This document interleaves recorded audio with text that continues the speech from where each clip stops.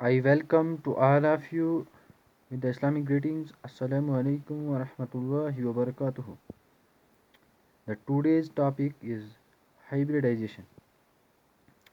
सबसे पहले हम डिस्कस करेंगे आज हाइब्रिडाइजेशन के बारे में। उससे पहले मैं आप सब व्यूवर्स से ये रिक्वेस्ट करता हूँ कि मेरे चैनल को सब्सक्राइब करें और हिट करें बेल आइकन को, ताकि आपको हर वीडियो की नोटिफिकेशन टाइम पे पहुँचती रहे। सबसे पहले आज हम पढ़ेंगे कि नीड क्या है हाइब्रिडाइजेशन की। हाइब्रिडाइजेशन की ज़रूरत क्या पड़ी कि हम हाइब्रिडाइजेशन को डिस्कस करें। तो अगर हम देखें, हम तीन एलिमेंट्स लेंगे पीरियोडिक टेबल में से, बेरिलियम, बोरान और कार्बन। उनके एटॉमिक नंबर्स हम देखते हैं तो उनके एटॉमिक नंबर हैं 4, 5 और 6। उनकी इलेक्ट्रॉनिक कॉन्फ़िगरेशन है ग्राउंड स्टेट में 1s2 2s2। बेरिलियम की, बोरान की है 1s2 2s2 2px1 और कार्बन की है 1s2 2s2 2px1 और 2py1। अगर हम इनको कंपेयर करें इनकी इलेक्ट्रॉनिक कॉन्फ़िगरेशन के साथ एट ग्राउंड स्टेट लेवल पे, तो बेरिलियम के पास ज़ीरो वैलेंसी है, मींस कि बेरिलियम कोई भी बॉन्ड नहीं बना सकता है। और हम बोरान के बारे में देखें तो बोरान के पास एक ही half filled atomic orbitals present है। तो इसका मतलब ये हुआ कि ये सिर्फ 2px1 वाला जो ऑर्बिटल हाफ फील्ड है उसके साथ एक ही बॉन्ड बना सकता है। और हम थर्डली डिस्कस करेंगे अबाउट कार्बन। तो कार्बन की ग्राउंड स्टेट इलेक्ट्रॉनिक कॉन्फ़िगरेशन जो है उसमें दो ही half filled atomic orbitals present है, 2px1 और 2py1। इसका मतलब कार्बन दो ही बॉन्ड बना सकता है। लेकिन अगर हम एग्जांपल्स देखें, B beryllium difluoride, boron trifluoride और मीथेन, इनमें बेरिलियम 2 वैलेंसी शो कर रहा है, बोरान 3 वैलेंसी शो कर रहा है और कार्बन 4 वैलेंसी शो कर रहा है। इसका मतलब कि हमें ज़्यादा हाफ फील्ड एटॉमिक ऑर्बिटल्स की ज़रूरत पड़ती है। तो वो हम इस प्रॉब्लम्स को सॉल्व करने के लिए हमने देखा कि जो एक फील्ड एटॉमिक ऑर्बिटल्स है उससे एक इलेक्ट्रॉन प्रोमोट करके second upper half field orbitals में चला जाता है। तो फिर हमारे पास जो है बेरिलियम के पास 2 अवेलेबिलिटी होती हैं और बोरान के पास 3 होती हैं और कार्बन के पास 4 होती हैं बॉन्ड्स को बनाने के लिए। तो फिर जब एक्सपेरिमेंटली डिस्कस किया गया, एक्सपेरिमेंटली देखा गया, तो मीथेन जो मॉलिक्यूल है उसमें जो 4 बॉन्ड्स बनते हैं उनकी बॉन्ड लेंथ भी सेम थी, उनके बॉन्ड एंगल भी सेम थे।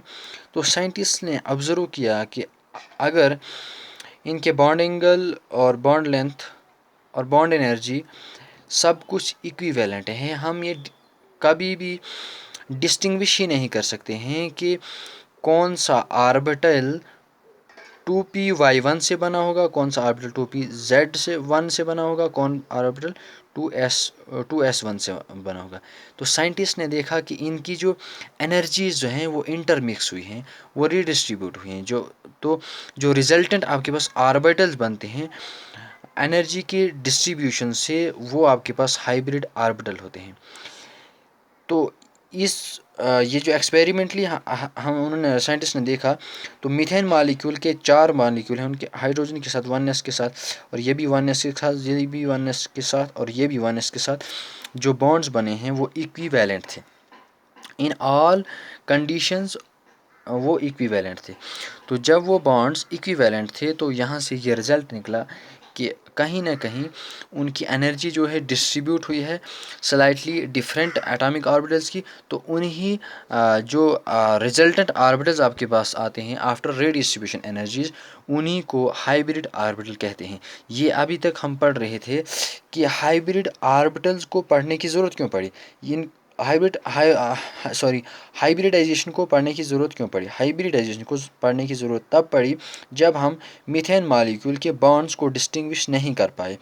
तो साइंटिस्ट ने ये एक कंसेप्ट दिया हाइब्रिडाइजेशन, कि हाइब्रिडाइजेशन की वजह से इनके bond angles, bond length, bond energy तमाम सिमिलर हैं। तो आइए अब हम डिस्कस करेंगे आगे कि हाइब्रिडाइजेशन क्या चीज़ होती है। फर्स्ट ऑफ ऑल हम देखेंगे कि हाइब्रिडाइजेशन की डेफिनेशन क्या है। तो आप देख सकते हो कि हाइब्रिडाइजेशन की डेफिनेशन है, it is the process of mixing of atomic orbitals of similar energy in order to produce same number of orbitals having equivalent energy and shape। मतलब कि atomic orbitals similar, slightly similar energies के atomic orbitals जो intermix होते हैं तो वो produce करते हैं हाइब्रिड ऑर्बिटल्स को, जिनकी एनर्जी भी इक्विवेलेंट होती है, शेप भी इक्विवेलेंट होती है। अब हम देखेंगे कि इनको हम रिप्रेजेंट कैसे करते हैं। रिप्रेजेंटेशन ऑफ, ये है हमारे पास रिप्रेजेंटेशन ऑफ हाइब्रिड ऑर्बिटल्स। तो हाइब्रिड ऑर्बिटल को हम रिप्रेजेंट करते हैं एक बड़े लोब के साथ और एक छोटे लोब के साथ, या फिर हम बड़े लोब को प्लस साइन के साथ भी रिप्रेजेंट करते हैं और छोटे लोब को माइनस साइन के साथ भी रिप्रेजेंट करते हैं। तो now we will discuss about the main hybridization. The first point of hybridization is it is hypothetical phenomena, hence the hybridization orbital are not real। Means कि hybridization orbitals को हम कभी भी रियल में देख नहीं सकते हैं, ये एक hypothetical phenomena है। दूसरा पॉइंट है कि hybrid orbitals are directional in nature, that is why geometry is also known through hybridization। ये बहुत इंपॉर्टेंट पॉइंट है। ज्योमेट्री आपके पास हाइब्रिडाइजेशन से भी स्टडी की जाती है। यूँ तो पार्टिकुलरली ज्योमेट्री जो है आपको वेस्पियर थ्योरी बोलती है किसी भी मॉलिक्यूल की ज्योमेट्री के बारे में, लेकिन हम जो है मॉलिक्यूल की ज्योमेट्री को हाइब्रिडाइजेशन से भी डिस्कस कर सकते हैं। तो अगर हमने जो है एटॉमिक ऑर्बिटल्स लिखने होते हैं इलेक्ट्रॉनिक कॉन्फ़िगरेशन के साथ, तो वो 2s1 और 2p3 भी लिख सकते हैं, लेकिन हाइब्रिड ऑर्बिटल को एक ही सेट में लिखते हैं हम, और हर एक हाइब्रिड ऑर्बिटल को आप sp3 sp3 sp3 और sp3 कहते हैं। और देखो यहाँ पे एक 2s1 ऑर्बिटल और 2p3 ऑर्बिटल्स इंटरमिक्स करके सेम एनर्जी के साथ फॉर्म हुए हैं, जिनको हमने नाम दिया है sp3 sp3 और sp3। इनकी एनर्जी भी सेम है और शेप भी इक्विवेलेंट है। नाउ अब हम देखते हैं थर्ड पॉइंट। तो hybridization involve only the atomic orbitals of valence shell of atom, all the valence shell may participate in hybridization. का मतलब हुआ कि एटॉमिक ऑर्बिटल के वैलेंस शेल ही जो है पार्टिसिपेट करते हैं हाइब्रिडाइजेशन में। हमने ए पॉइंट लिखा कि all the valence shell may not participate in hybridization. ये ज़रूरी नहीं है कि तमाम के तमाम वैलेंस शेल हाइब्रिडाइजेशन में पार्टिसिपेट करेंगे, जितनी नीड होगी उतने ही ऑर्बिटल्स हाइब्रिडाइजेशन में पार्टिसिपेट करते हैं। तो हाइब्रिडाइजेशन में एक और चीज़ है, उसको हम स्टेरिक नंबर कहते हैं। Steric number equal to number of sigma bond plus lone pair. तो स्टेरिक नंबर से हम आगे जाके डिस्कस करेंगे, लेकिन यहाँ पे मैं शॉर्ट में आपको बोलूँ तो स्टेरिक नंबर जो है ये आपको हाइब्रिडाइजेशन के बारे में शॉर्टकट मेथड से कैलकुलेट आप कर सकते हो, इससे हाइब्रिडाइजेशन स्टेरिक नंबर से। अभी यहाँ पे आप सिर्फ याद रखो steric number equal to number of sigma bond plus lone pair. Now we will discuss about fifth point of hybridization. तो फिफ्थ पॉइंट इसका है half filled as well as completely filled atomic orbitals of valence shell participate in hybridization।